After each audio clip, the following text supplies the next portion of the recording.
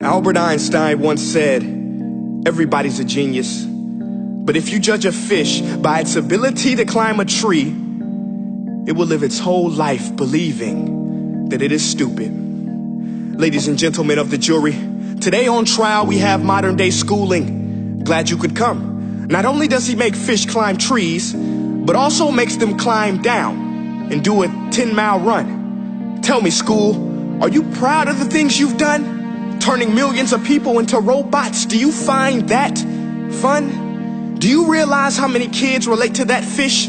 Swimming upstream in class, never finding their gifts, thinking they are stupid, believing they are useless? Well, the time has come, no more excuses. I call school to the stand and accuse him of killing creativity, individuality, and being intellectually abusive. He's an ancient institution that has outlived his usage. So, Your Honor, this concludes my opening statement, and if I may present the evidence of my case, I will prove it. Proceed. Exhibit A. Here's a modern day phone. Recognize it? Here's a phone from 150 years ago. Big difference, right? Stay with me. Here's a car from today, and here's a car from 150 years ago.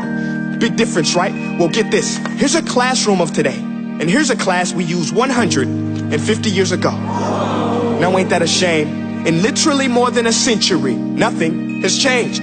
Yet you claim to prepare students for the future? But with evidence like that, I must ask, do you prepare students for the future or the past? I did a background check on you and let the record show that you were made to train people to work in factories, which explains why you put students in straight rows, nice and neat, tell them sit still, raise your hand if you want to speak, give them a short break to eat, and for 8 hours a day tell them what to think. Oh, and make them compete to get an A letter which determines product quality, hence grade A of meat.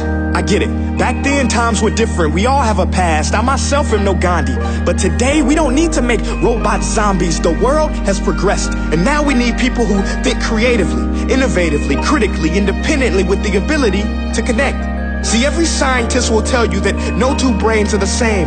And every parent with 2 or more children will confirm that claim.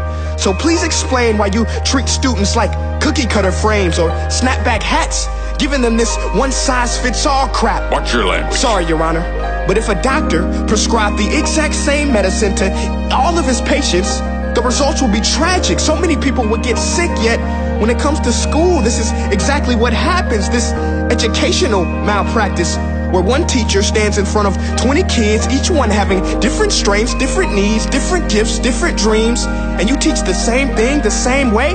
That's horrific. Ladies and gentlemen, the defendant should not be acquitted. This may be one of the worst criminal offenses ever to be committed. And let's mention the way you treat your employees. Objection. Overruled. I want to hear this. It's a shame. I mean, teachers have the most important job on the planet, yet they're underpaid? No wonder so many students are short-changed. Let's be honest. Teachers should earn just as much as doctors, because a doctor can do heart surgery and save the life of a kid. But a great teacher can reach the heart of that kid and allow him to truly live. See, teachers are heroes that often get blamed, but they're not the problem. They work in a system without many options or rights. Curriculums are created by policymakers, most of which have never taught a day in their life. Just obsessed with standardized tests. They think bubbling in a multiple choice question will determine success. That's outlandish. In fact, these tests are too cruel to be used and should be abandoned, but don't take my word for it.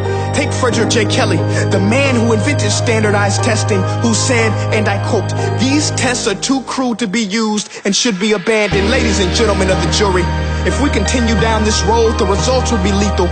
I don't have much faith in school, but I do have faith in people. And if we can customize healthcare, cars, and Facebook pages, then it is our duty to do the same for education, to upgrade it, change it, do away with school spirit, because that's useless. Unless we're working to bring the spirit out of each and every student, that should be our task. No more Common Core. Instead, let's reach the core of every heart in every class. Sure, math is important, but no more than art or dance. Let's give every gift an equal chance. I know this sounds like a dream, but countries like Finland are doing impressive things. They have shorter school days. Teachers make a decent wage. Homework is non-existent, and they focus on collaboration instead of competition. But here's the kicker, boys and girls.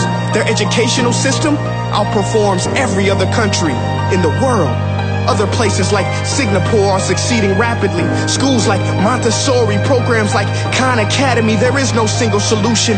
But let's get moving, because while students may be 20% of our population, they are 100% of our future. So let's attend to their dreams, and there's no telling what we can achieve. This is a world in which I believe, a world where fish are no longer forced to climb trees. I'll rest my case.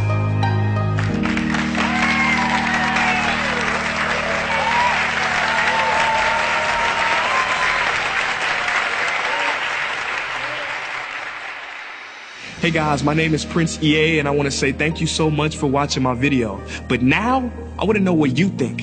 How can we together create a more efficient, effective, and just better future of learning? I want you to visit nestday.com/preorderthefuture and share your thoughts and ideas on the topic. Peace.